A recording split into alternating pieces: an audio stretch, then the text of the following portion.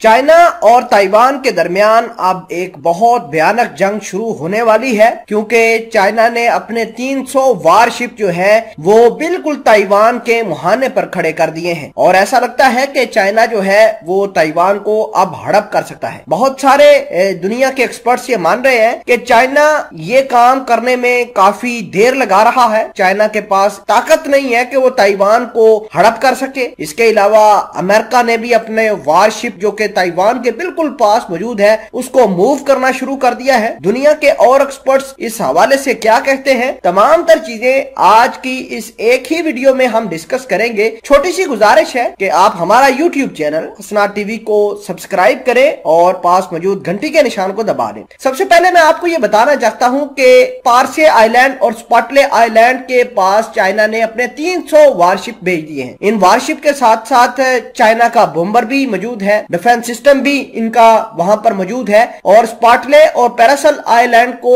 China ने no fly area भी declare कर दिया है। नो फ्लाई एरिया का मतलब यह है कि कोई भी इसके ऊपर नहीं उड़ पाएगा। अगर कोई उड़ेगा तो अपने रिस्क के ऊपर उड़ेगा और अगर वो हवाई जहाज या फाइटर जेट या जो भी हो या कोई वारशिप हो, अगर चाइना के नो गो एरिया से गुजरेगा तो चाइना उसको मारने का हक महफूज रखता है। नाज़रीन ग्रामी, आपको ये बता दें कि ताइवान के पास आज बहुत सारे यूरोप के मुमालिक हैं जो उसकी मुट्ठी में है। अगर ताइवान के ऊपर आज चाइना एक दफा बम गिराता है तो अमेरिका समेत यूरोप के दीगर मुमालिक भी आएंगे। इसी वजह से जो ताइवान है वो काफी कॉन्फिडेंट है कि वो अपने आप को सरवाइव कर लेगा। दुनिया के बहुत सारे एक्सपर्ट्स ये मानते हैं कि चाइना कैपेसिटी नहीं रखता एक साथ इन तमाम तर मुमालिक से लड़ने के लिए। अब देखिए कि ऑकस की डील साइन हुई, इसके अलावा क्वाड ऑलरेडी जो है वो अपनी ताकत दिखा रहा है। तो आपको ये समझ लेना चाहिए कि अगर ताइवान के ऊपर किसी न किसी तरीके से चाइना हमला करता है, ऑस्ट्रेलिया भी इस जंग के अंदर कूदेगा, यूके भी, फ्रांस भी, अमेरिका तो ऑलरेडी इसके अंदर